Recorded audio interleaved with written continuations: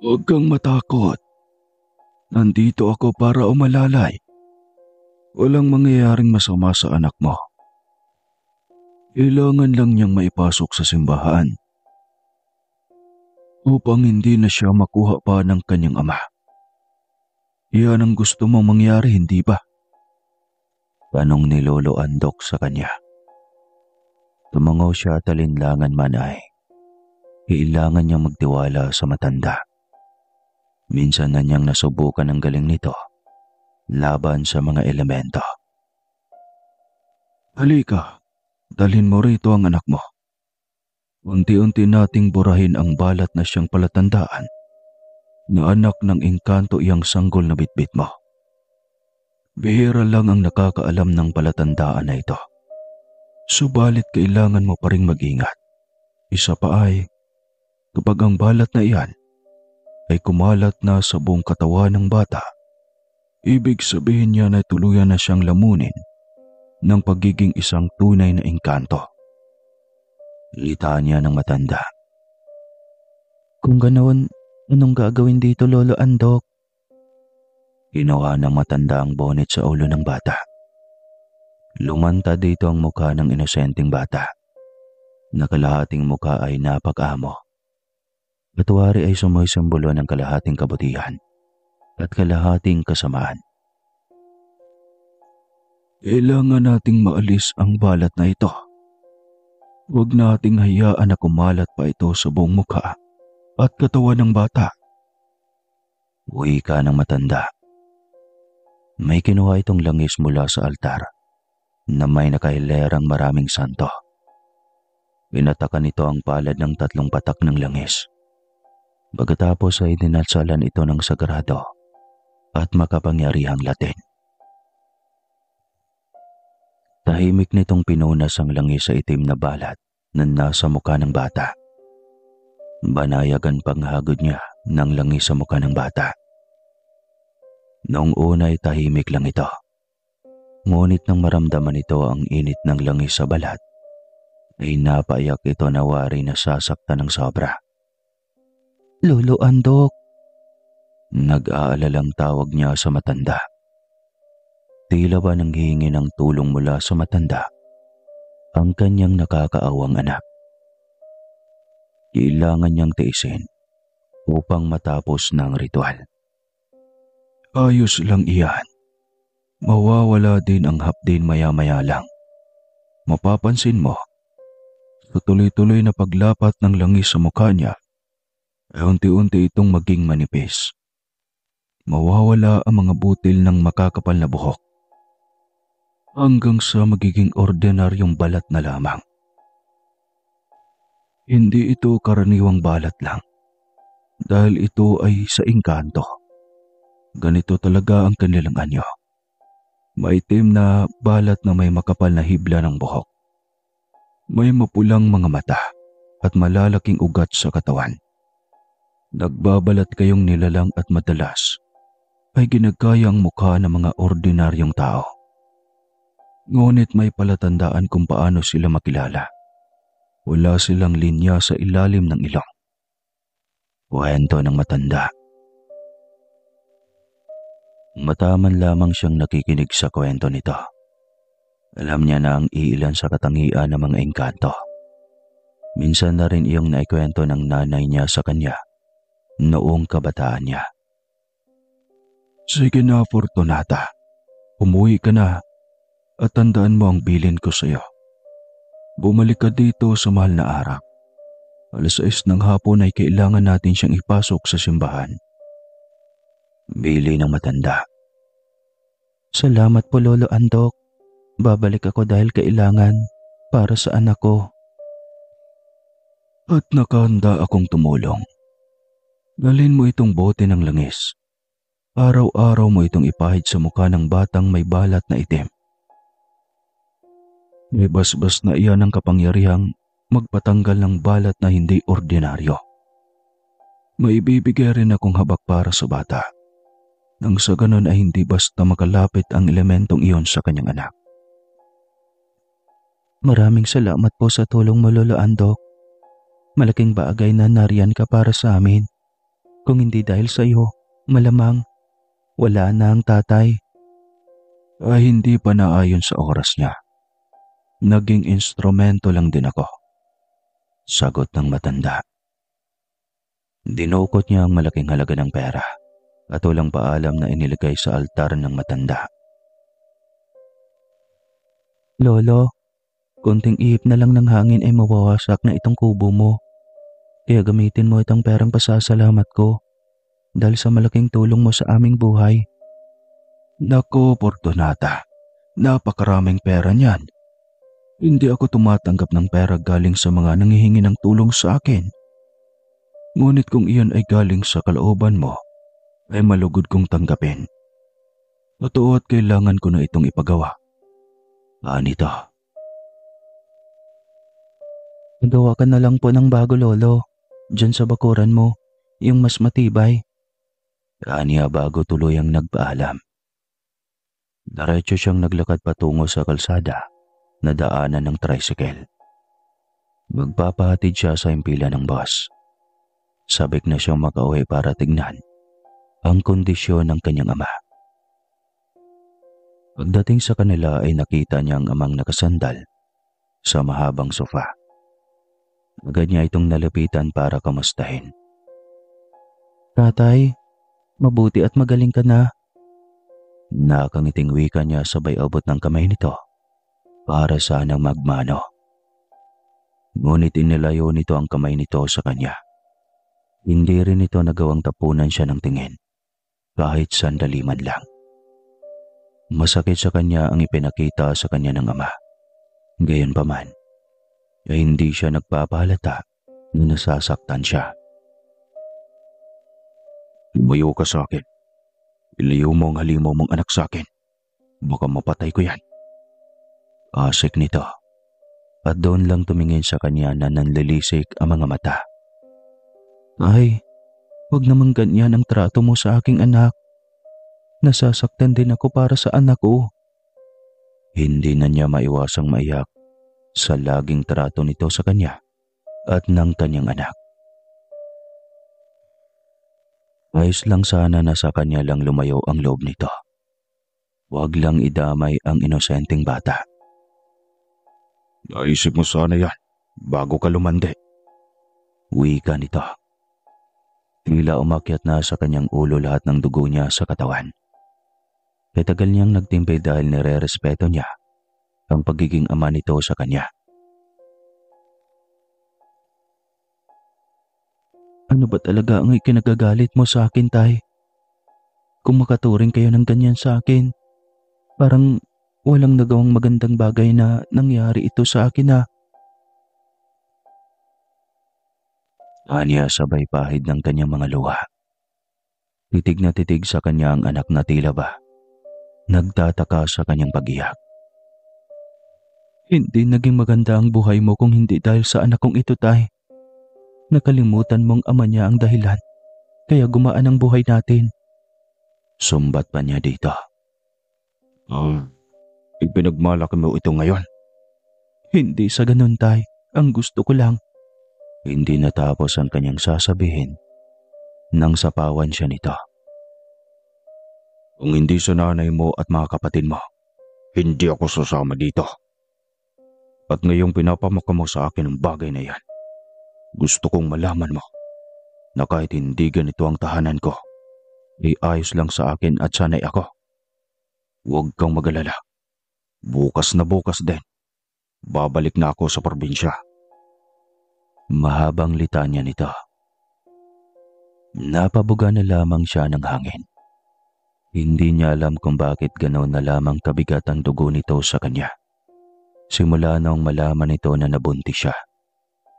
Wala rin naman siyang ibang pagpipilian. Sa huli ay mag-aasawa pa rin siya.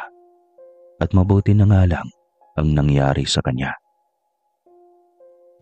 Kasi nabuntis siya ng walang ama. Ngunit sobra-sobrang yaman naman ang hatid sa kanila.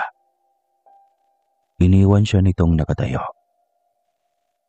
Kahit tapunan man lang sana nito ng tingin ang kanyang anak, hindi nito ginawa.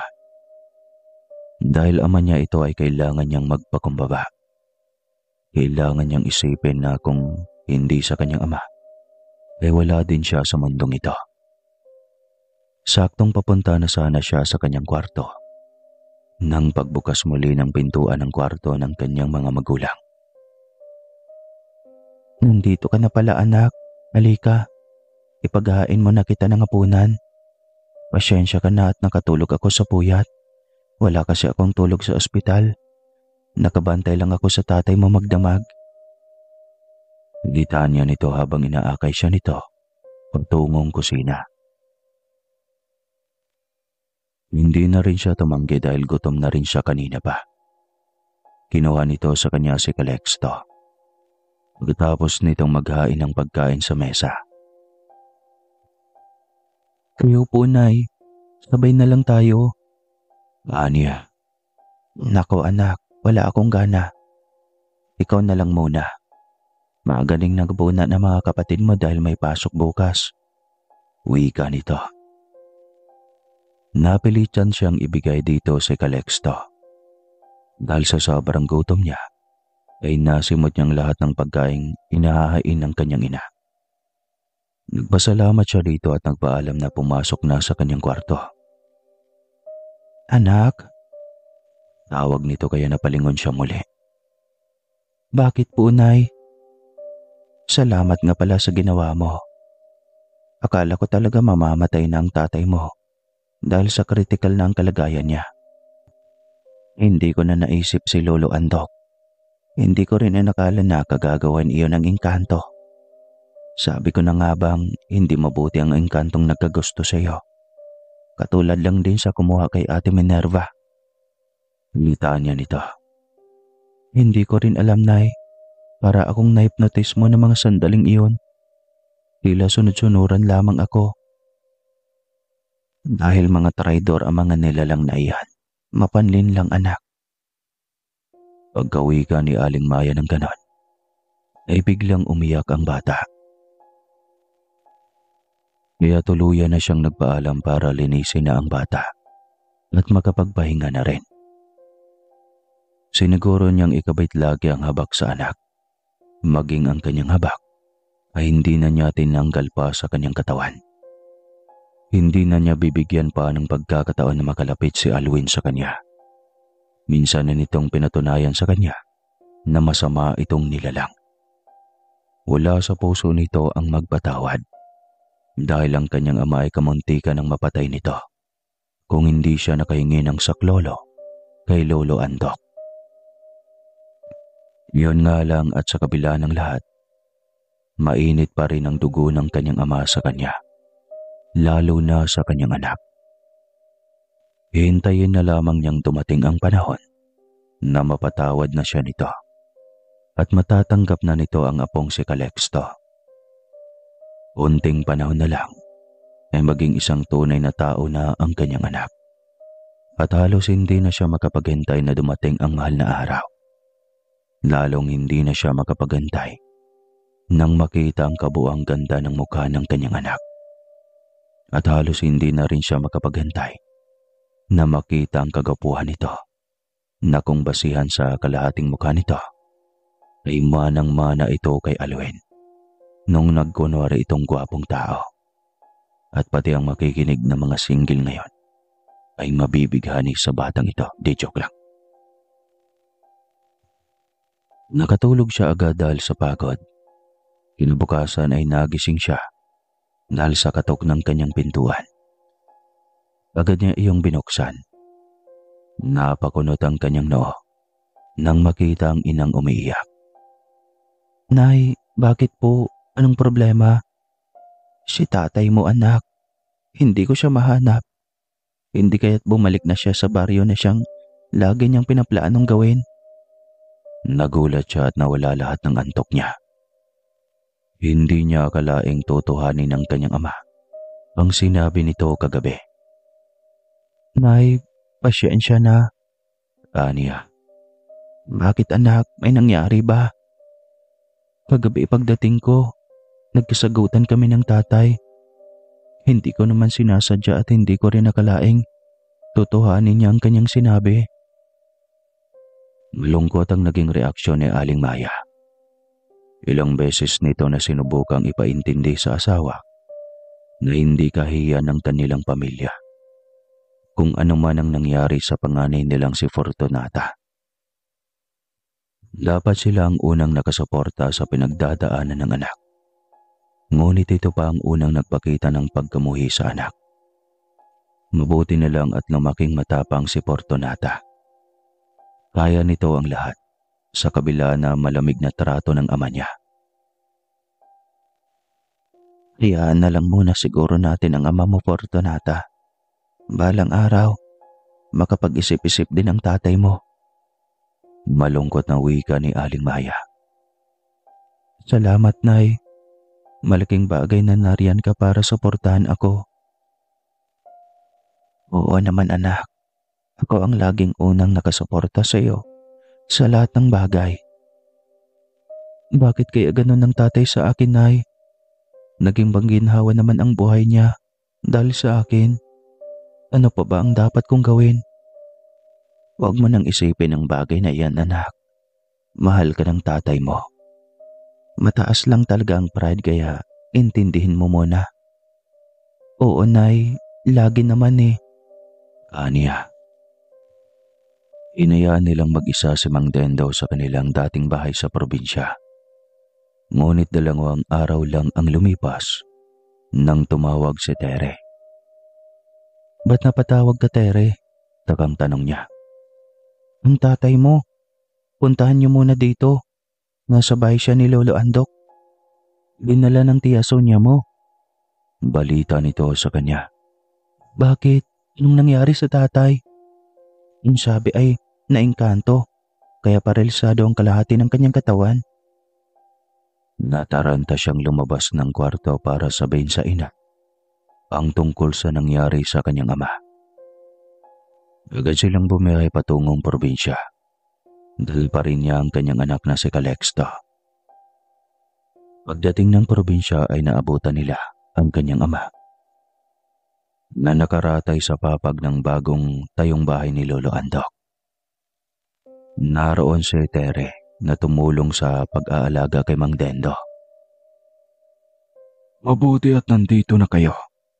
Talagang mabagsik at buong pamilya ang engkantong may gawa nito sa ama niyo. Hindi ko kinaya ang kanilang kapangyarihan. Mahina na rin ang katawan ko. Kaya nais kong maghanap kayo ng isang manggagamot na mas may makapangyarihan para kontrahin ang dalit ng isang engkanto. Litanya ng matanda. Yumuko si Fortunata para ilapag si Calexto sa sahig. Kanina pa niya ito kanlong, kaya nangangalay na ang kanyang balikat. Salamat nga pala, Lolo. Totoong unti-unting namipis ang balat ng anak ko sa mukha. Anya. Ipagpatuloy mo lang. Hindi ko makita kung anong meron sa palad ng anak mo.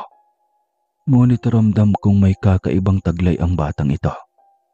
May malaking misyon ang batang ito sa mundong ibabaw. Litanya ng matanda habang nakatingin sa bata. Dahil sa ingay ng kanilang pag-uusap, ay nagising si Mandendo. Tahimik itong napalingon ng dahan-dahan sa kanilang kinaroroonan. Hindi nila inasahang tatakbo ang bata papalapit sa Lolo Dendo nito. Calexto, tawag ni Fortunata sa kanyang anak. Ngunit huli na para awatin ito. Dahil nahawakan na nito ang ulo ng Lolo Dendo nito. Wawa, sambit ang bata sabay haplos ng ulo nito pababa sa katawan. Pagkatapos ay patakbo itong bumalik sa kanya. Huwag kang malikot, Calexto. Mamaya magalit ang Lolo Dendo mo sa atin. Saway niya sa anak. Kakanlungin na sana niya ito nang biglang magsalita ang kanyang ama. Sabay bangon mula sa kinahigaan nito. Bigay mo sa akin ang apo ko, Fortunata. Wika nito. Nagulat siya sa sinabi ng ama. Hindi niya inasahan ang reaksyong iyon. At mas ikinagulat ng lahat ang biglang pagbangon nito. Dahil sa pagkakaalam nilang lahat ay paralisado ang kalahati ng katawan nito. Mabilis itong nilapitan ni Aling Maya. Nais nitong alalayan ng asawa. Ngunit suminyas ito na ayos na ito. Diretso itong tumayo para lapitan ng apo, na noon ay nakayakap sa mga paa ni Fortunata.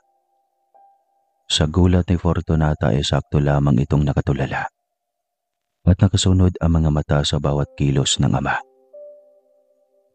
"Salamat, apo ko," nito habang umiiyak. Kinuha nito ang bata at kinarga. Tahimik lamang ang lahat habang nakatingala dito. Nagkatinginan ng may pagtataka sa isa't isa, si Aling Maya at Fortunata.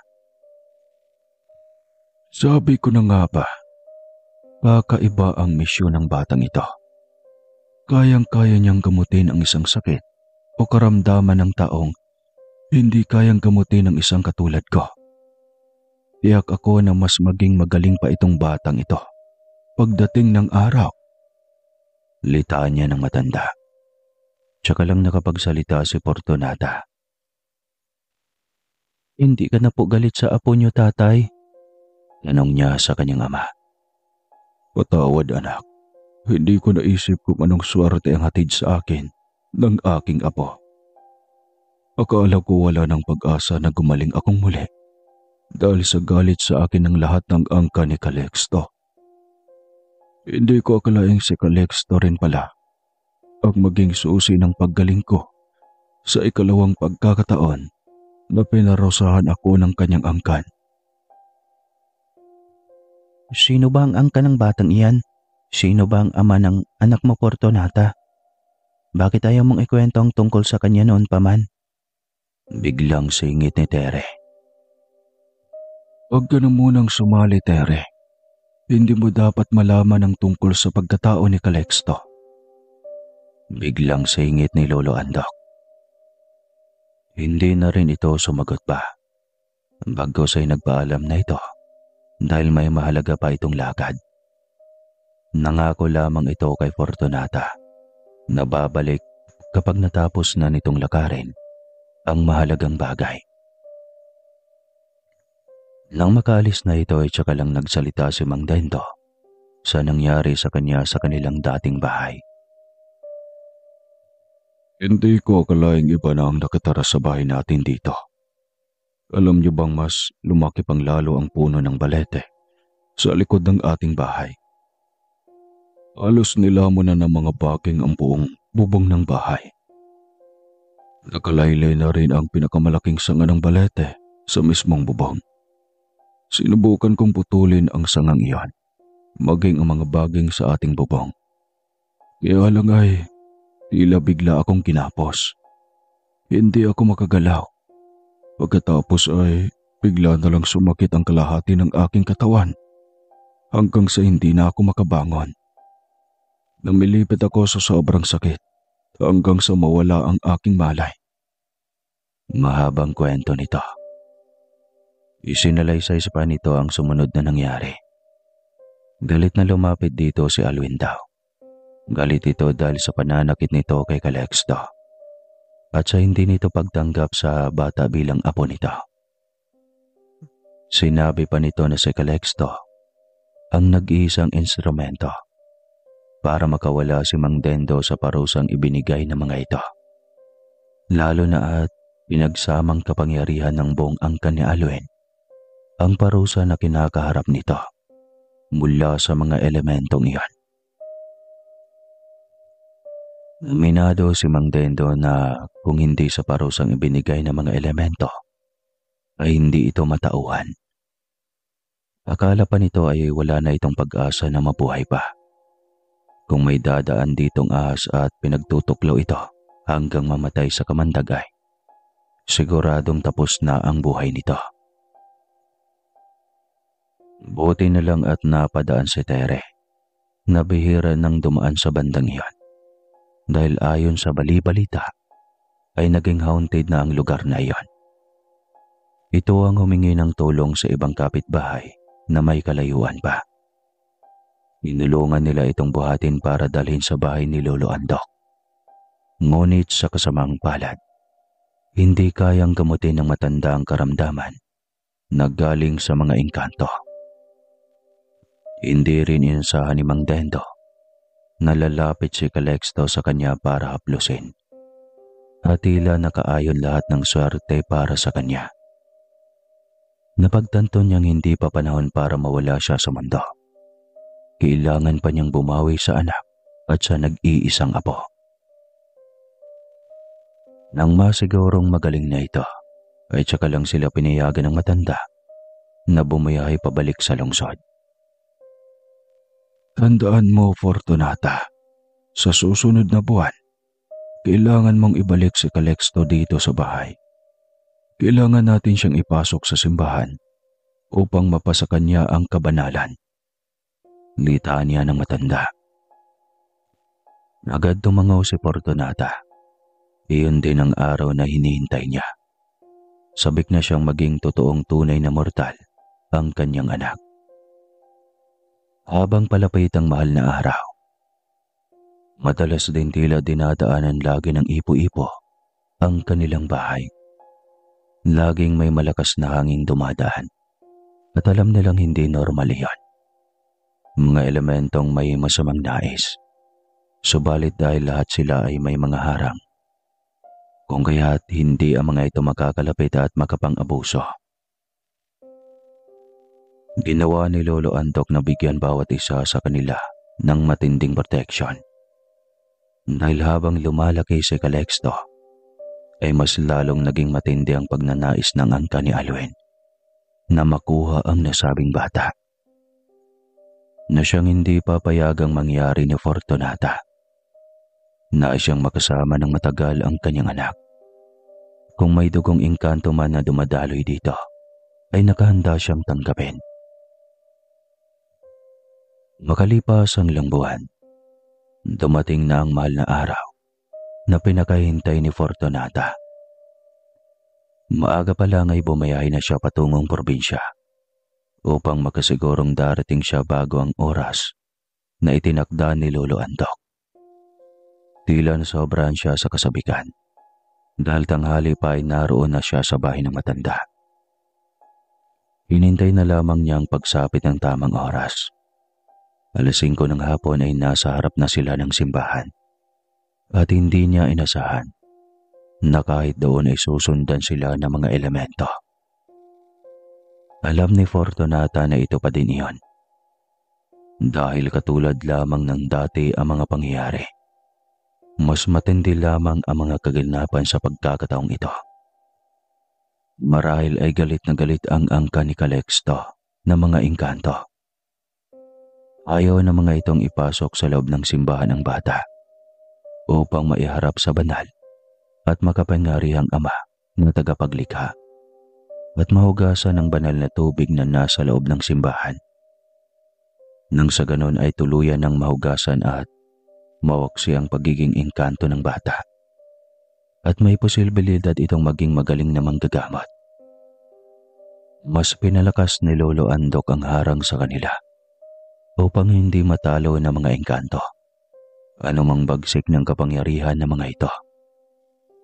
Ibayan mo ang iyong loob, Fortunata. Huwag mo nang tignan pa kung ano ang mga nangyayari sa paligid. Mag-focus ka habang papasok tayo sa loob ng simbahan. May sasambitin ako. Salamat, Lolo Andok. Ito yata ang pinakamahalagang araw sa aking buhay. At hindi ko makakalimutan ng araw na ito kailanman. Araw na dapat ipagpasalamat ko sa may kapal. Dahil binigyan niya ng pagkakataon ng aking anak na mamuhay ng normal. Na maging isang tila normal na tao lang kagaya natin. Mahabang litanya niya. Siguro pwede siyang mabuhay ng normal. Pero ang buhay niya at pagkatao ay mananatiling hindi normal. Alalahanin mong anak siya ng engkanto.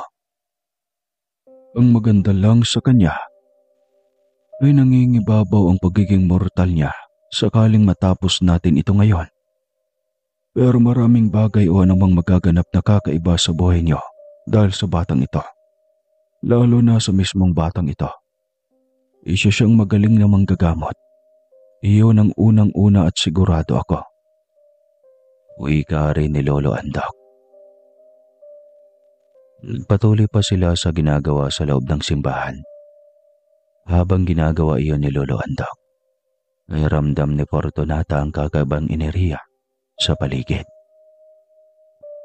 Ngunit nag-focus lang siya at nananatiling nakatingin lang sa anak.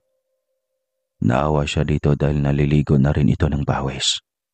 Ngunit kailangan niyang tiisin ang awa. Tiwala siya sa sinasabi ng matanda na magiging maayos ang lahat. Patuloy lang niya itong pinupunasan hanggang sa unti-unti itong tumahan. Pagkakuhay, lagi na itong nakatawa sa kanya. Maging sa matandang albularyo na siyang tumulong dito. Salamat sa lahat, Lolo Andok. Paano na lang si Calixto kung wala ka? Ginamit lang akong instrumento para sa isang batang may natatanging misyon sa mundong ito. Yung bago ako mawala, may bagong sisibol ng mas malakas na uri ng manggagamot. Kayang gamutin kahit pa iniluwanan ng doktor sa ospital dahil hindi na kayang gamutin. Asaan mong ang batang ito ay maging tanyag sa buong bansa.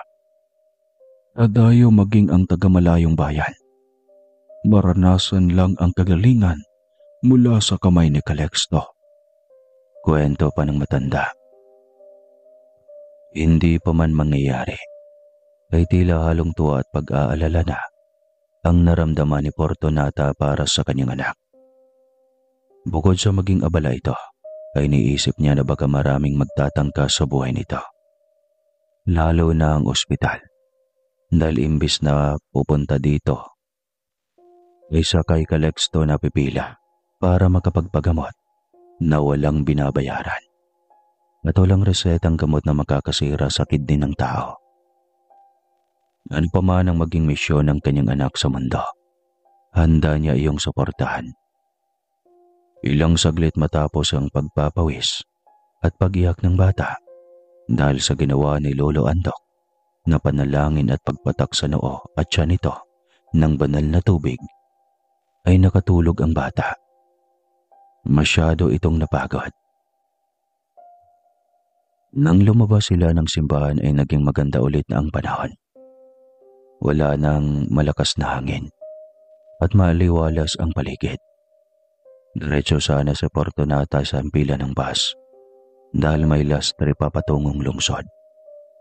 Ngunit pinigil siya ni Lolo Andok dahil nais nitong makasiguro na walang may masamang nilalang na maghahangad sa kanyang anak.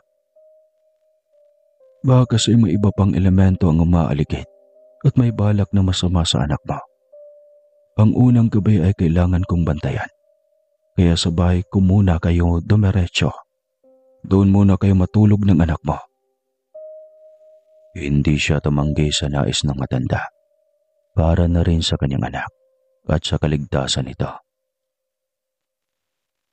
Inagabihan, pagkatapos ng kanilang hapunan, ay naglatag siya ng banig. At saktong kakahiga lamang nila nang may marinig silang pagaspas ng malalaking pakpak mula sa paligid. Napatingin agad siya sa matandang manggagamot na noon ay nagmamatsyag pala sa paligid. Halatang binubuksan nito ang pandaman nito sa pandinig. Gusto man niyang magsalita ay natatakot siyang baka marinig sa labas ang kanyang boses.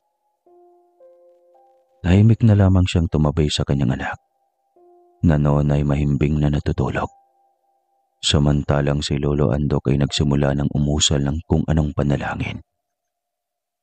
Ilang sandali pa ay narinig niyang may malakas na pabagsak sa kanilang bakuran. Hindi isa kundi dalawa.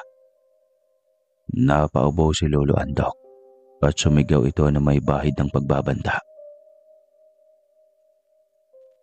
Ang batang ito ang pupuksa sa lahat ng angkan na inyong pinaparami sa mundong ito. Paghahandaan niyo lang ang araw ng inyong kalaglagan dahil walang makakapigil sa kapalaran ng batang ito. Sigaw ni Lolo Andok. Ilang sandali pa ay salita ng huni ng wakwak at mga tiktik sa paligid. May kutok-kutok at nangangamoy tiyanggaw na insekto. Anong nangyayari, Lolo? Gulat na tanong niya nang maamoy iyon at marinig ang napakaraming huni. Natiktika ng mga lahing aswang ang batang ipigil sa kanilang hangarin na magparami. Nandito sila dahil balak nilang kunin ang bata para ialay sa kanilang sinasamba. At hindi mangyayari iyon dahil ako ang magiging kalaban nila. Uwi ka ng matanda. Biglang nabahala si Fortunata para sa anak. Hindi niya sukat akalain na ganoon ang mangyayari pagkatapos ng bata na maialay sa simbahan. Kung tumuloy ka sa pag-uwi, tiyak hindi mo na madadala pa sa bahay niyo ang bata. Nakuha na siya ng hari at reyna ng mga aswang. Balak talaga nilang puksain ang bata dahil ito ang banta sa kanilang mga buhay. Sa ayaw at sa gusto nila, mangyayari ang kanilang kalalaglagan. Kumbaga, ay propesiya iyon na magaganap simula noong isinilang mo ang batang ito. Tahimik lamang siya habang patuloy na nagmamasid sa paligid. Damarami ang mga ito, kaya mas lalo siyang nabahala. Ngunit ilang sandali pa ay biglang sumigaw ng buong lakas si Lolo Andok. Isang panalangin Latin na pantaboy sa mga ito. Ilang sandali pa matapos sumigaw, ay pumadyak ng napakalakas ng 3 beses si Lolo Andok.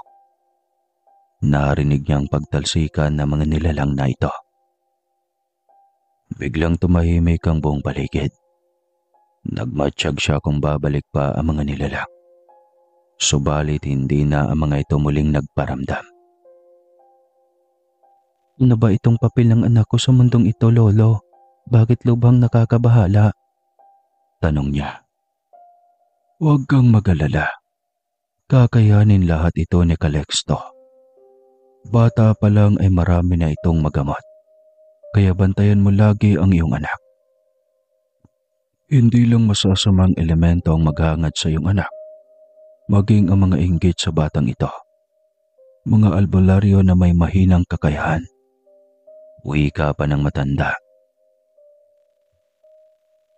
Nang gabing iyon ay hindi ito natulog ang matanda. Nagpuyat ito para masigurong ligtas ang bata. Samantalang tulog mantika si Fortunata dahil sa pagod sa buong maghapon.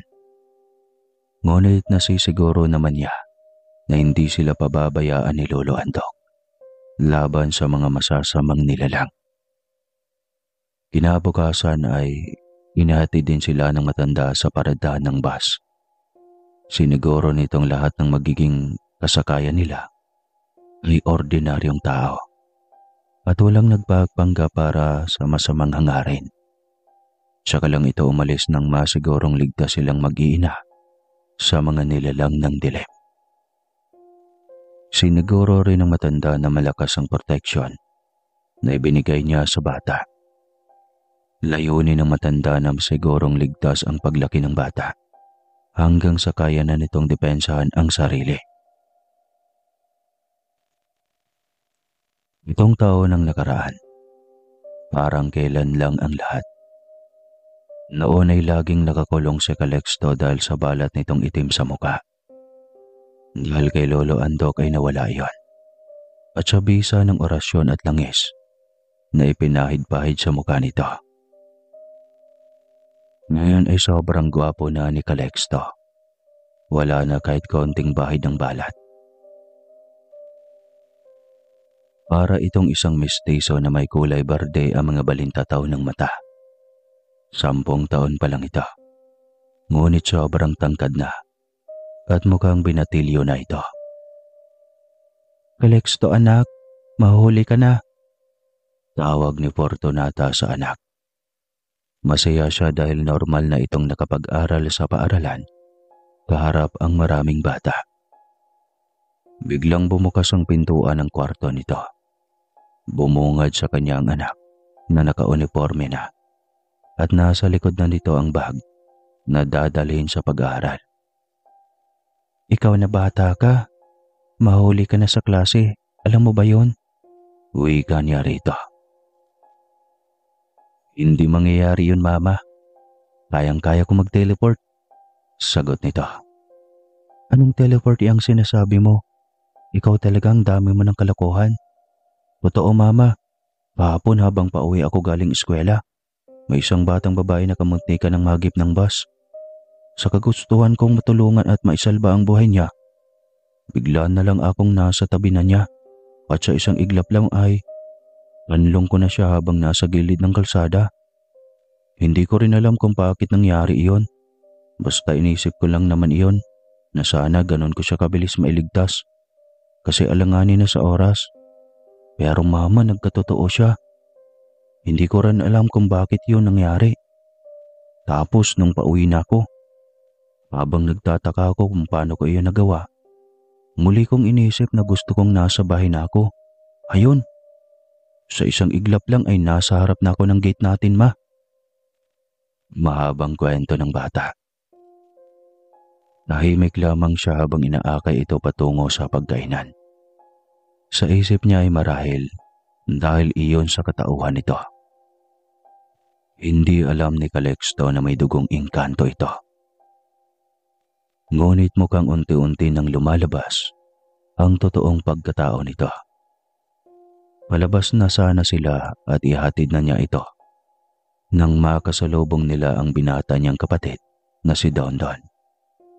Paika-ika itong papasok ng gate habang hawak ang kaliwang tiyan.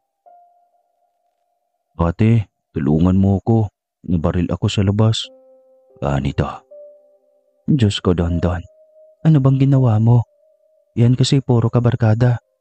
Ilang ulit ko bang sinabi sa'yo na walang magandang idudulot ang barkada at bisyo sa buhay mo? Rantang wika ni Fortunata. Binitawan niya si Calixto para alalayan ang kapatid. Habang akay niya ito papasok ng bahay, ay nakabuntot lang sa kanyang anak. Isinandal niya ito sa sopa at tarantang lalapit na sana sa telepono para tumawag ng ambulansya. Ngunit pinigilan siya ng kanyang anak. Mama, anong gagawin mo? Ako na pang bahalang kumamot kay Tito Dondon. Wika nito. Hindi ito oras ang baruan, Calixto. Umayos ka dyan. Tatawagan ko na lang mamaya ang teacher mo para ipaalam na lumiban ka muna dahil may emergency. Hindi nga, Mama. Sandali. Huwag ko munang tatawag. Nito. Pagkatapos ay nilapitan nito si Dondon. Hinapa nito ang sugat ng tiyuhin nito. Biglang piniga nito ang sugat, kaya napahiyaw sa sakit si Dondon. Ano ba, Calixto? Nanginginig at tarantang saway ni Fortunata sa anak. Nakita niya kung paano nasaktan ng kapatid sa ginawa ng anak. Lalapitan sana niya ito para ilayo sa kapatid.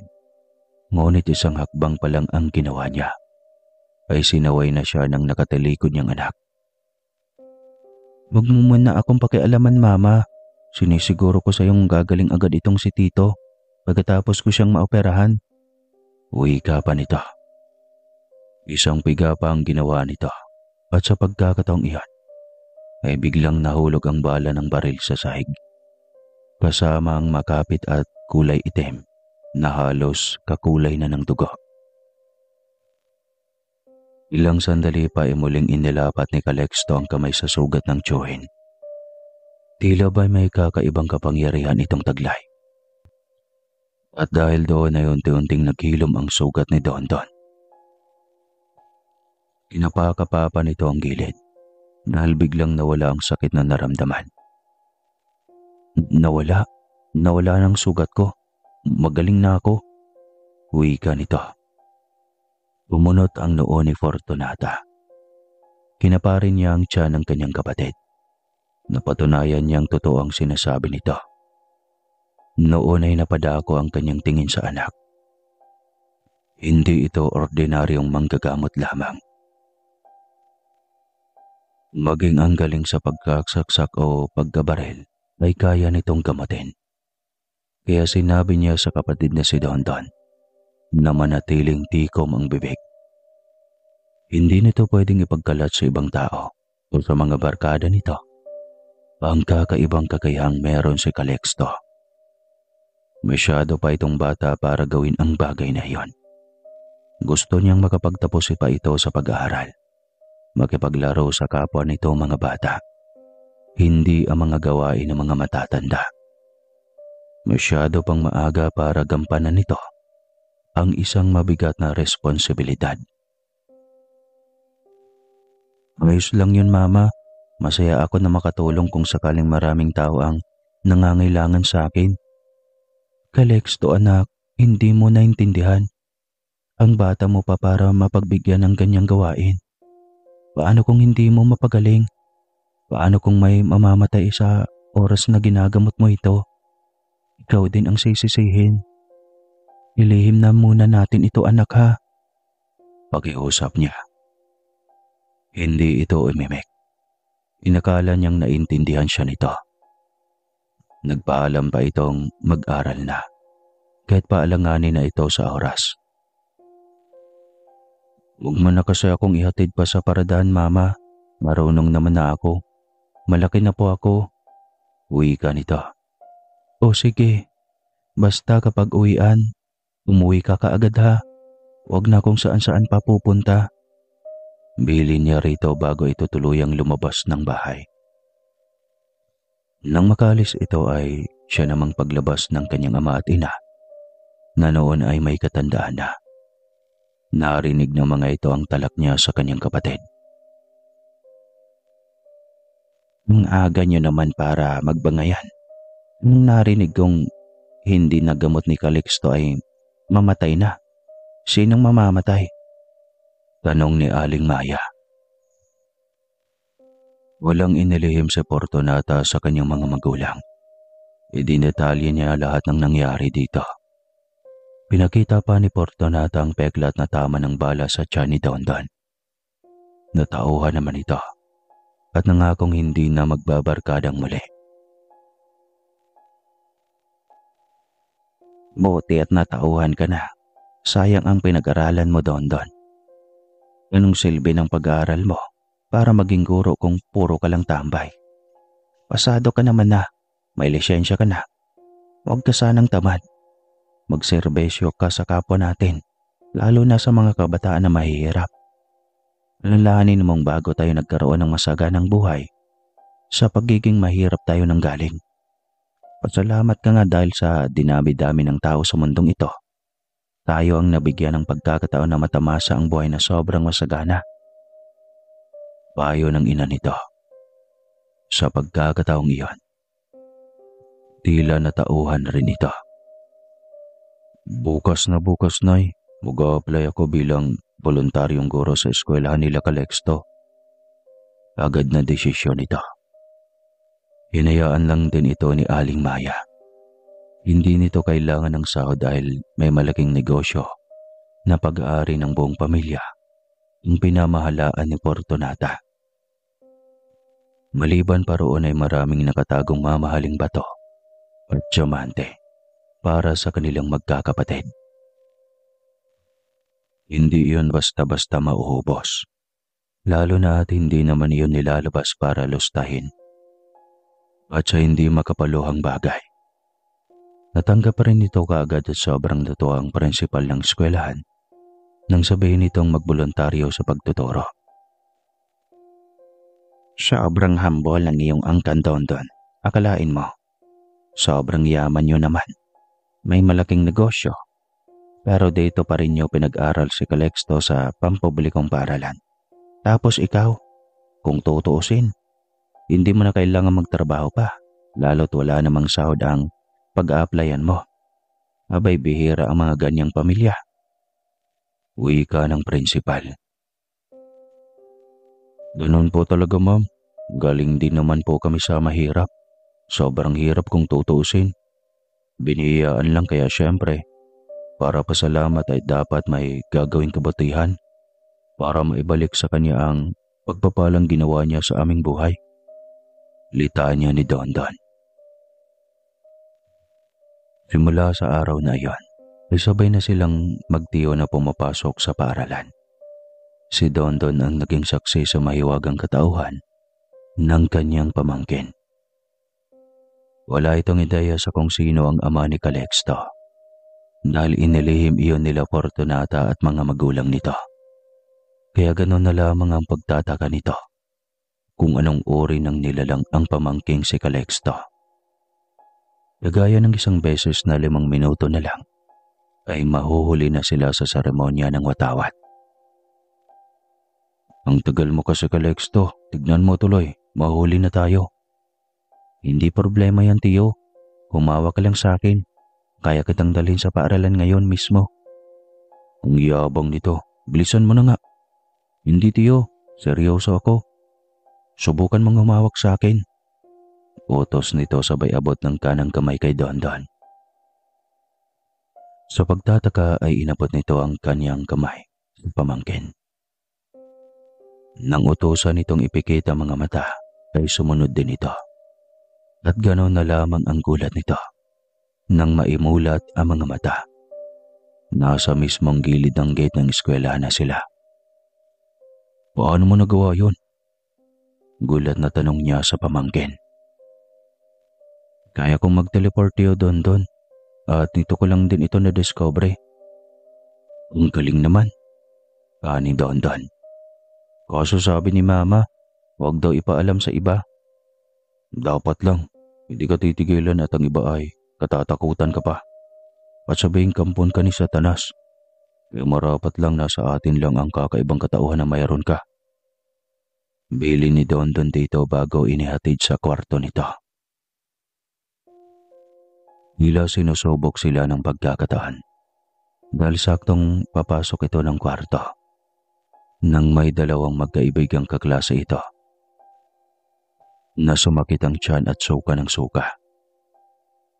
Hindi makataisi si Calixto nang tignan lamang ang kanilang kaklase dahil parating pa lang ang nurse na titingin sa mga ito. Huwag kayong matakot ha, hawakan ko lang ang tiyan yung 2 para mawala na iyang iniinda nyo. Nakakaawa kayo. Wika niya sabay haplos na mga tiyan ng 2 kaklaseng babae. Tila isang pahid lang at nawala agad ang nararamdaman ng mga ito. Nakangiti na agad ang 2 sa kanya matapos siyang haplusin ang tiyan ng 2. Ang galing mo naman.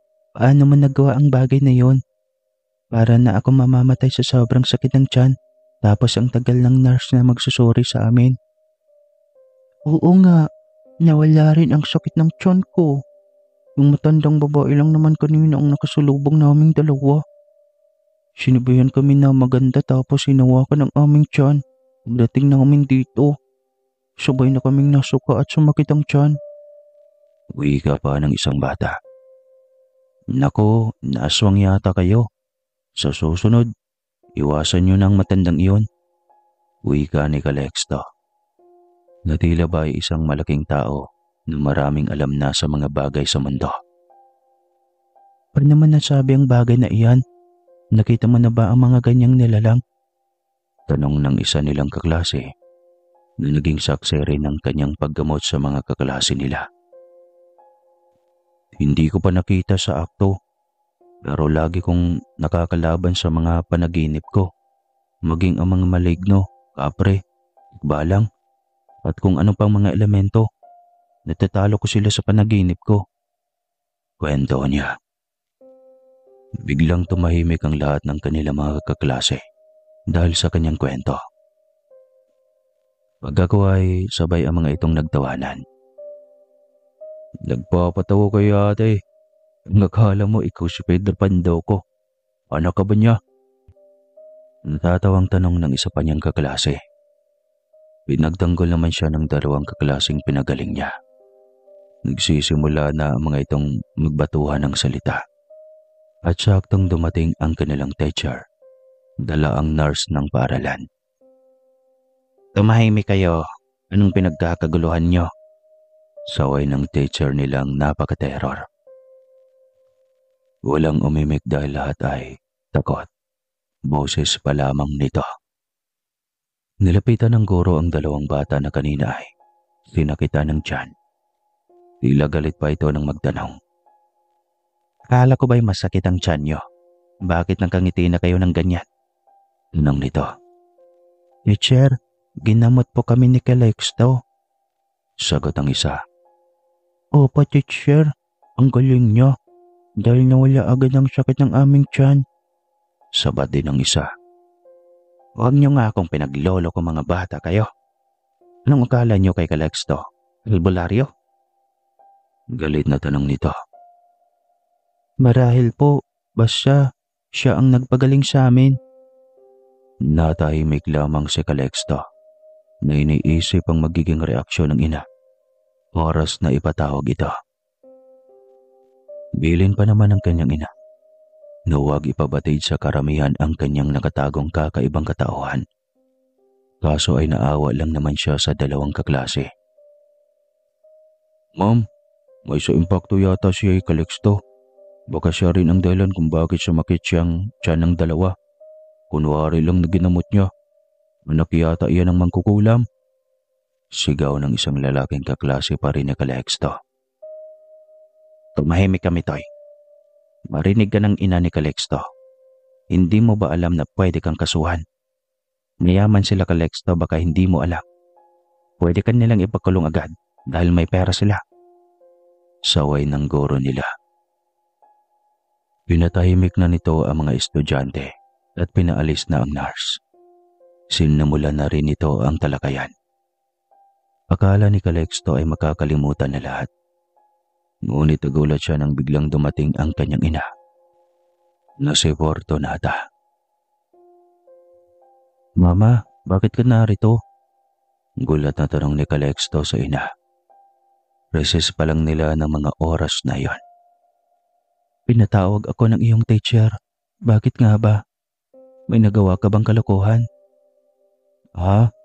Tumulong lang naman po ako, mama. Kawawa naman kung tignan ko lang gayong namimilipit na sa sakit ang mga kaklase ko. Gusto ko namang sundin ang utos mo na itago itong kakayahan ko. Pero makastiguhin ako ng konsyensya kung titignan ko lang ang isang taong nangangailangan ng kakayahan ko, mama. Hindi nakaimik si Fortunata sa naging sagot ng anak. Hindi niya akalaing sa ganoong kamurang edad nito ay mayroon na itong ganon kalaking puso para sa mga taong nakapaligid dito. Pasensya ka na, Ma'am Fortunata. Pasensya ka na at nabala kita. Ayoko rin kasi sa ibang bibig o sa mga mata manggagaling ang mga hindi magandang salita na ibinabato sa inyo ng mga kaklase ni Calixto. Uwi ka ng guro. Pinento na nito ang lahat ng nangyari. Ang ginawang kabutihan ni Calixto at ang masamang salita na binato ng kaklase. Gusto ng guro na habang maaga ay makahingi ng paumanhin ang kaklase ni Calixto sa inang si Fortunata. Naging maayos ang usapan at pinatawad din niya ang bata dahil wala pa naman itong matinong pag-iisip. Bata pa ito at walang alam sa pwedeng ipapatol na kaparusahan sa mga maling pinaggagawa kung sakali. Inahapunan, pagkarating ni Calixto at Dondon galing sa paaralan, ay kinausap agad ni Fortunata ang anak. Kabado pa ito nang tawagin niya. Kinakalan nitong pagagalitan niya ito. Pasensya na, anak. Hindi naman ako nagagalit dahil kabutihan naman iyang ginagawa mo. Kaso ay sobra mo pang bata para tahakin ang pagiging manggagamot. Hindi imposibleng mangyari na lalaganap sa buong paaralan nyo. Hindi kay isang batang manggagamot. Kaya gusto kong mag-aral ka na lang dito sa bahay. Homeschooling ka na lang, anak, para makasiguro tayong ligtas ka lagi. Litanya niya. Mama, ano yan? Para naman akong nakakulong niyan. Reklamo ni Calixto. Nag-aalala lang naman ako sa iyo, anak. Baka pwede lang naman. Pakiusap niya sa bata. Ngunit ayaw nito dahil para itong nakakulong sa kanilang bahay. Hindi nga nagkamali si Fortunata dahil ilang linggo pa lang ay naging laganap na sa paaralang iyon na si Calixto ay isang batang manggagamot sa paaralang iyon. Simula noon ay marami nang lumapit sa bata para magpagamot. Umabot na sa punto na pagdating niya sa kanilang bahay ay may nakapilang may sakit para magpagamot. Hindi inalintana ng bata kahit pagod ito galing sa eskwelahan. Masaya ito tuwing may matutulungan itong mga pasyente na hindi kayang pagalingin ng doktor. Anak, baka magkakasakit ka na niyan. Wala ka ng pahinga. Tigilan mo na kasi ang panggagamot. Pwede mo naman silang tanggihan, anak. Pakiusap niya kay Calixto. Hindi, Mama. Hindi kaya ng puso kong tignan ng mga taong kailangan ng tulong ko. Baka titigil na lang ako sa pag-aaral, Mama. Hindi ko kailangan mag-aral. Isa lang naman ang pangarap ko sa buhay, ang makatulong sa mga may sakit. Calixto, huwag mo naman sanang isakripisyo ang sarili para dyan sa panggagamot mo. Ma, dito ko nakikita ang aking sarili. Tatanda akong maging tagapagdugtong ng buhay ng mga taong hindi kayang magpagamot sa doktor at ospital. Wala na akong gustong gawin pa sa buhay ko, Mama. Calixto, narinig mo bang sarili mo? Mag-11 anyos ka pa lang. Marami pang pwedeng mangyari sa buhay mo, Calixto. Wala na akong gustong ibang mangyari sa buhay ko, Mama. Paninindigan ko ang sinasabi ko sa iyo ngayon. Ang karunungan kong ito ay para sa mga taong nangangailangan. Walang magawa si Fortunata dahil ayaw na talagang mag-aral ng kanyang anak. Ginawa nito ang gusto nitong gawin, ang manggagamot sa mga taong hindi kayang gamutin ng doktor at na mga taong hindi kayang magbayad ng doktor. Nagpatuloy ito sa kanyang gawain hanggang sa maging binata na ito.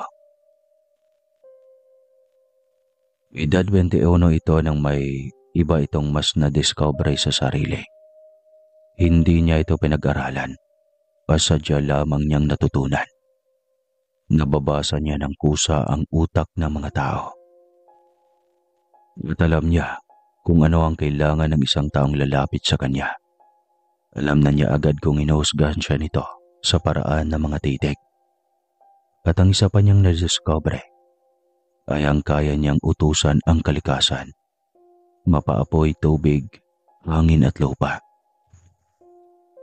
Pagkatapos lamang niyang manggamot ang mga oras na iyon, papasok sana siya ng kwarto nang tawagin siya ng kanyang ina.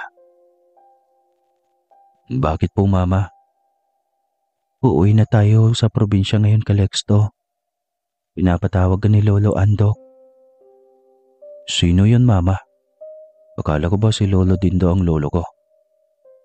Oo, si Lolo Andok ay hindi mo talaga lolo. Pero siya ay may malaking papel sa buhay mo, lalo na noong kabataan mo at nung sanggol ka pa. Tahimik na napatingin si Calixto sa ina. Pumasok si Fortunata sa kanyang kwarto at inutusan itong sumunod. Pagdating sa loob ay naabutan pa ni Calixto na may hinahalongkat ang ina sa aparador. Ilang sandali pa ay may inalatag itong mga album sa kama. Ano yan, Mama? Tanong ni Calixto. Tignan mo. Utos ni Fortunata. Kunot noong dinampot ni Calixto ang isa sa mga photo album na iyon. Napakunot ang kanyang noo nang makita ang isang sanggol na may itim na balat sa muka. Halos kalahati ng muka ay balot ng itim na balat.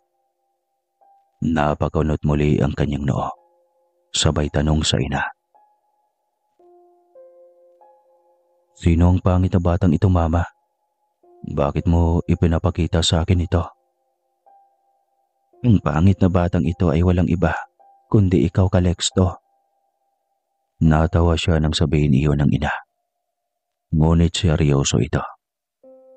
Sa pagkakataong iyon, ay nagsimula ng magkwento si Fortunata sa lahat kung paano natanggal ang balat niya sa mukha, kung anong sakripisyong ginawa nito para lang makapasok siya sa banal na lugar, at iyon ay ang simbahan. Hindi na rin itinago ni Fortunata ang tungkol sa ama ni Calixto. Ipinagtapat niya dito ang lahat. Doon lang napagtanto ni Calixto, kaya pala ang dami niyang pagkakaiba sa mga ordinaryong tao. Pero bakit mo ko inalayo sa aking ama? Calixto, kukunin ka niya sa akin. Gagawin kang masamang nilalang, mapang-abuso. Paano mo nasabi, Mama? Hinusgahan mo yata agad ang aking ama. Hindi, Calixto. Si Alwin, ang iyong ama ay isang engkantong itiman. Oo, siyang nagbigay ng yaman sa atin. Pero ang gusto niyang kapalit sana ay ang dalhin niya tayo sa kanilang mundo. Ayokong mangyari iyon. Kung may nais man akong tirhan, iyon ay ang mundo natin. Wika ni Fortunata. Tahimik lamang si Calixto.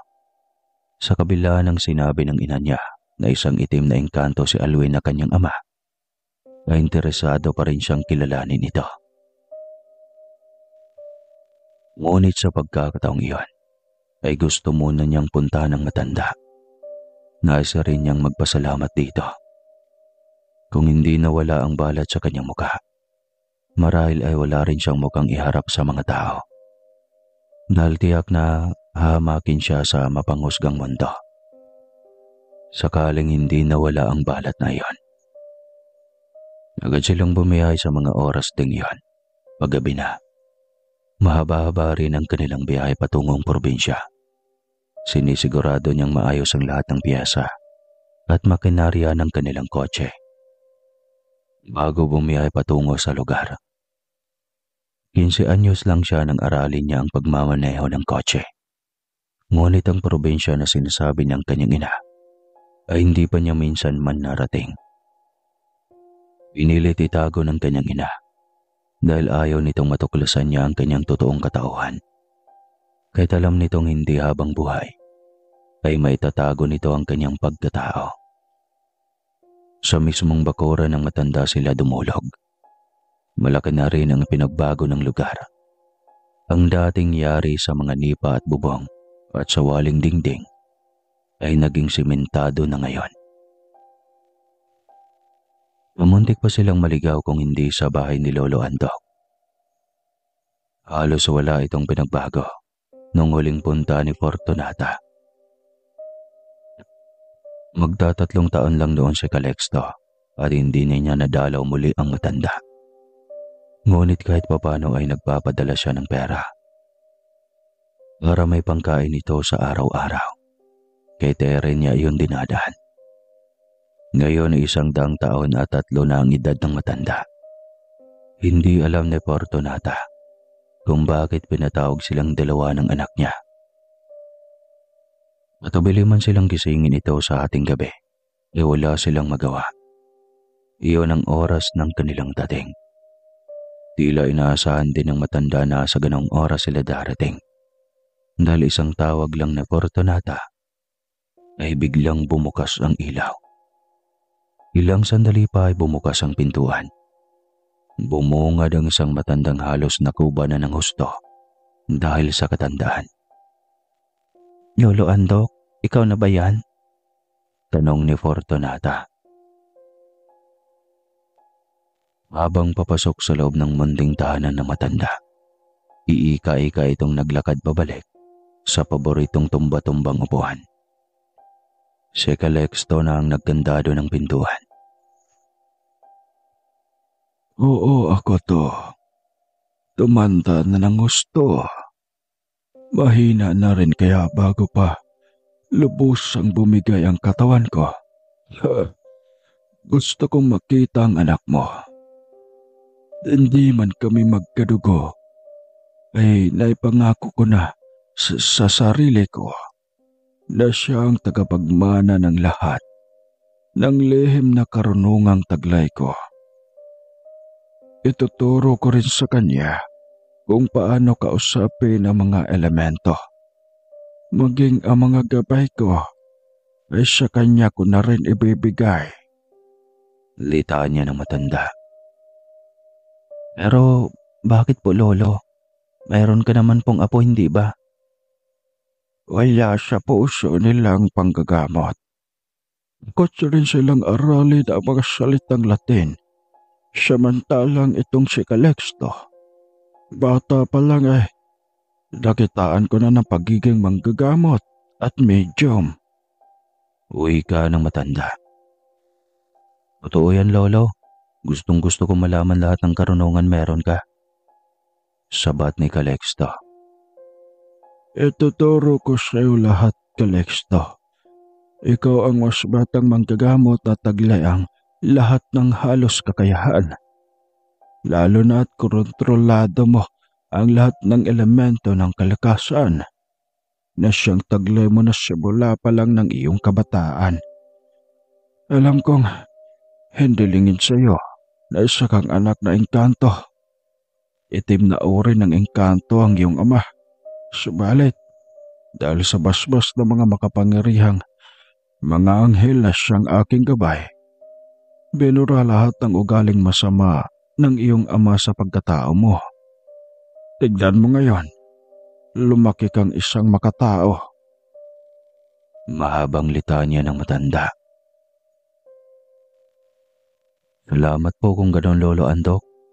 Hindi ko makakalimutan ang lahat ng kabutihan mo simula noong kabataan ko. Handa akong tanggapin lahat ng ihahabilin mo para sa taong bayan lolo Andok.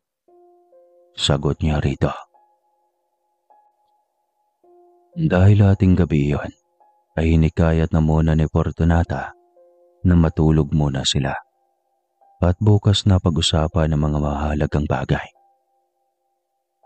Kinabukasan din iyon ay sinimula ni Lolo Andok na ituro kay Calixto lahat ng kaalamang meron ito. Walang sinayang na oras ang matanda. Ramdam nito na paubos na ang kandila nito. Kaya bago pa man iyon tuluyang maubos, ay gusto nitong masiguro na mailipat na nito lahat ng karunungan kay Calixto.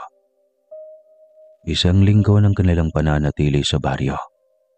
Naisipan ni Calixto na mag-ikot. Nais siyang makita ang dating bahay ng kanyang ina. Ayon kasi dito, ay nasa likod ng bahay nila ang tirahan ng kanyang ama. Hindi siya nagpaalam dito dahil tiyak na hindi siya papayagan. Minsan na niyang naitanong sa matanda kung saan ang daan patungo sa dating bahay ng kanyang ina. Hindi lang siya nagkaroon ng oras para pumuslit sa lugar na ito. Sa araw na iyon ay pagkakataon niyang mapuntahan iyon. Memoryado pa niya ang ibinigay na sketch sa kanya ni Lolo Andok. Ilang kabayan din ang kanyang nadaanan. Bawat taong naroroon ay nakasunod lang ang tingin sa kanya. Tila ba nanibago sa kanya rin. Nang malapit na siya sa lumang bahay ng kanyang ina, ay mas lalong nagtaka ang mga taong malapit doon. Mas nagtaka siya dahil pagdating sa mismong bahay, ay samot-saring elemento ang sumalubong sa kanya. Tila ba alam na mga ito na darating siya sa araw na iyon. Nakatawan lahat ng atensyon ng mga elemento sa kanya. Hindi niya alam kung natatakot o natutuwa sa pagdating niya. Hanggang sa isang lalaking kasing tangkad at kasing puti niya ang biglang nagpakita sa gitna ng mga ito. Matamis ang ngiti nito habang nakatingin sa kanya.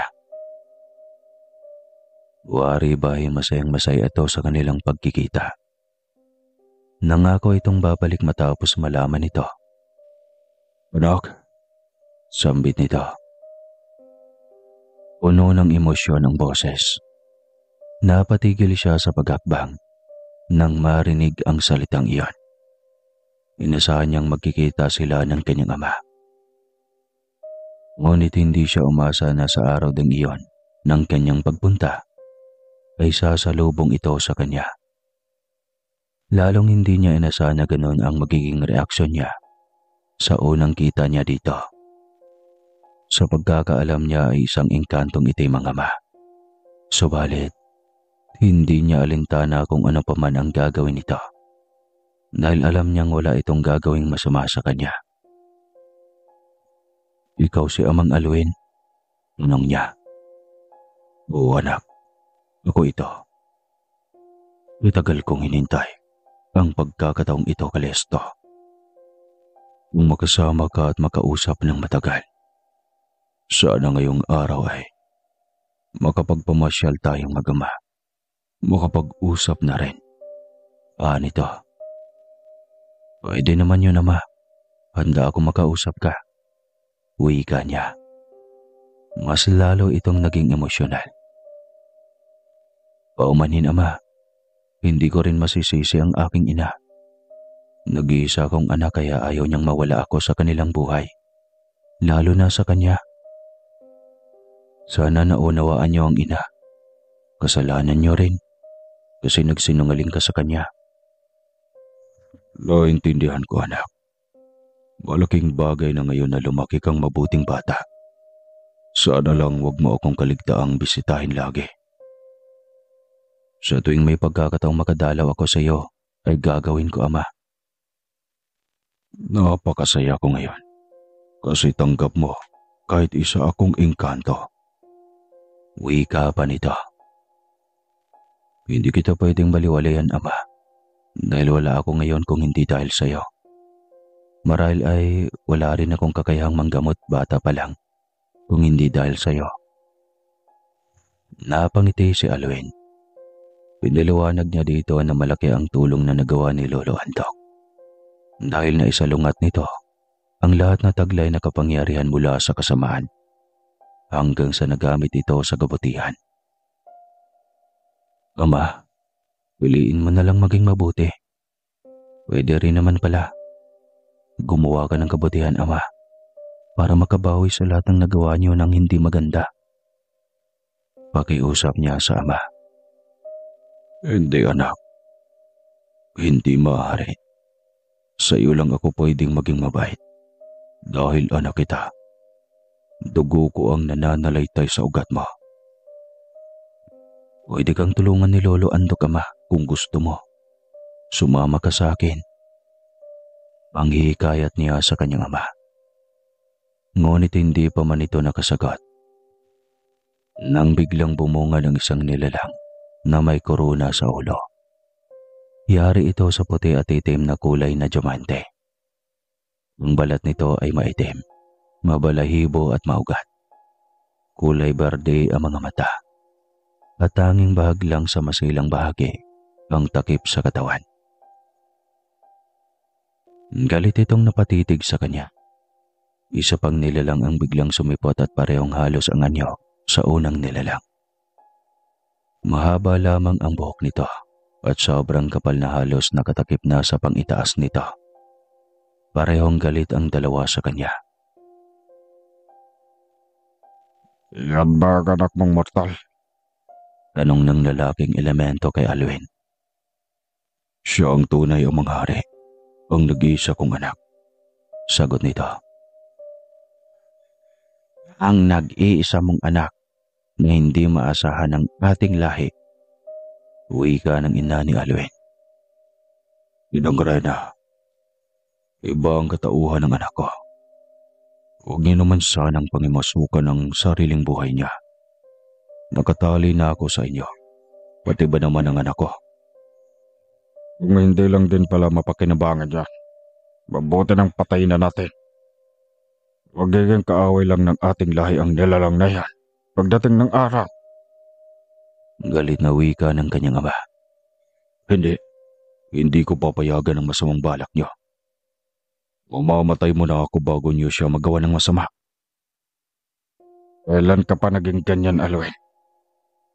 Galit na tanong ng ama nito. Sabay angat ng kamay at bigla yung humaba na parang ugat patungo sana iyon kay Calexto. Ngunit sobrang alerto ng mga pandama ng binata at mabilis niya iyong nailagan. "Huwag mo kong pilitin na labanan ka. Kahit isa kang hari at magulang ng aking ama, hindi ako natatakot na labanan ka. Kung puro kasamaan lang din ang pinaghasik niyo sa mundo, mas mabuting mawala na ang portal niyo sa mundo ng mga mortal. Magkulong kayo sa mundo niyo. Matapang na sigaw niya sa kanyang lolo. Kita mo na, paano ang isang hari babastusin at hamakin ng isang nilalang na kagaya niyan? Sigaw nito. Nananatiling nakataas na o si Calixto habang nagmamatsyag sa mga kilos ng lahat ng nilalang na naroon. Antayin niyo ang mayabang na mortal. Isa siyang labas-tanahanan at banta sa ating lahat. Utos ng inang Rena. Hindi. Wala kayong masamang gawin sa anak ko. Hindi ko hayaan na may gawin kayo sa kanya. Hamakin niyo na ako. Huwag lang ang anak ko. Sigaw ni Alwin. Subalit nananatiling mabangis ang mukha ng mga nilalang habang gigil na nakatitig kay Calixto. Hindi niya pwedeng isara ang lagusan natin sa mundo ng mga tao. Kailangan nating magparami. Ang nilalang na ito ang magiging hadlang sa atin. Wika ng isang kapre. Mabilis ang hakbang nito palapit kay Calixto. Ngunit biglang may inusal ang binata. Isa sa mga toro ni Lolo Andok.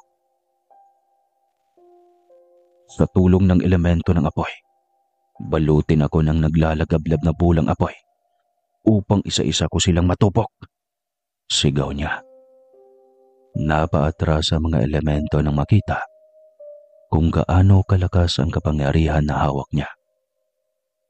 Oh, bakit kayo natakot? Isa pa lang ito.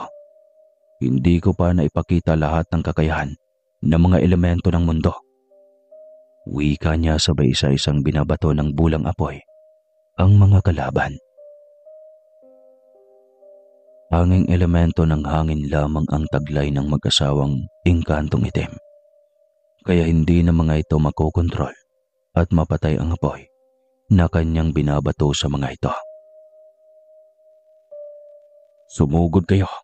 Malalakas kayo at matapang. Bakit kayo matatakot sa isang kagaya ko? Tama na anak, pakiusap. Baka masaktan mo ang abuelo at abuela mo. Saway ni Alwin sa kanya. Patawarin mo ko, ama. Hindi ko gusto ito. Subalit galing na mismo sa bibig ng mga magulang mo. Hindi nila ako tanggap. Isa akong malaking banta sa buhay nila. Totoo. Dahil ako ang puputol sa mga kasamaang gawain nila. At kailanman ay hindi ako aanib sa mga masasamang gawain niyo. Hindi kailanman. Sigaw muli niya.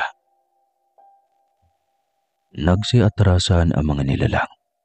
Naiwan ang kanyang abuelo at abuela, maging ang ama. Tahimik ang mga itong nakatitig ng masama sa kanya. Humakbang pa ito ng ilang hakbang, papalapit sa kanyang kinaroroonan. Ikaw ang aming nag-isang apo. Ikaw ang magmamanang ng kaharian ng aming itinayo sa mahabang panahon. Bakit? Bakit hindi mo maintindihan na kailangan mong umanib sa amin para mapangalagaan ang matagal na naming pinaghirapan? Litanya ng Rena. Hindi ako maghangad ng mana na galing sa kasamaan. Lalo na kung ang mga gawain niyo ay pawang kasamaan lang. Ilang mga mortal na ang nabihag niyo. Hindi ko hayaang magpapatuloy ang mga pandarayang ginagawa niyo sa mga tao. Buong tapang niyang sambit. Bakit ba ang tigas ng ulo mong bata ka? Pag kami ay mawawala, lahat ng amin ay magiging sayo lahat. Naunawaan mo ba? Bakit ba napakaligas ng ulo mo? Tayin niyo man ako. Ngunit hindi ko kayang tanggapin ang isang kayamanang galing sa kasamaan. Masaya akong makagawa ng mabuti sa mga kapwa ko. Kaya huwag niyo akong pilitin sa mga bagay na walang kabuluhan sa aking buhay. Litanya niya. Sa galit ng hari at Rena, ay walang paalam ang mga itong lumisan. Bigla na lamang ang mga itong naglaho. Naiwan silang mag-ama na nakatayo sa ilalim ng punong balete. Ipagbaumanin mo na ang abuelo at abuela mo, anak. Lalo na ako. Patawarin mo ako kung hindi ko kayang talikuran ang aking pamilya para sa'yo. Sigurado din akong hindi ako makakawala sa sumpa nila. Bagong silang pa lamang ako noon. Inaialay na ang aking buhay sa kahariang itinayo ng aking mga magulang. Kaya sakaling may magkaiba tayo ng nilalakbay, respetuhin mo sana ako, anak. Mahabang litanya nito. Hindi ko may pangako ang bagay na iyan, Ama. Kung ikaw mismo ang naaktuhan kong gumawa ng masama sa isang mortal. Hindi ko alam kung kaya kitang patawarin at hahayaan na lang. Hindi ko may pangako ang bagay na iyan, Ama. Ang masama ay paparusahan. Ang kabutihan ay dapat na paparangalan. Litanya pa niya. Langanin ang reaksyon ng kanyang ama. Ngunit wala siyang magawa dahil iyon ang prinsipyo niya. Hindi siya mahihikayat ng kahit na sino kumpara sa kasamaan. Dahil ang buhay niya ay nakalaan lamang para gumawa ng kabutihan. At dito ko muna tatapusin. Sabihin niyo lang o mag-comment lang kayo kung isusunod natin kaagad ang kasunod nito. Paalam.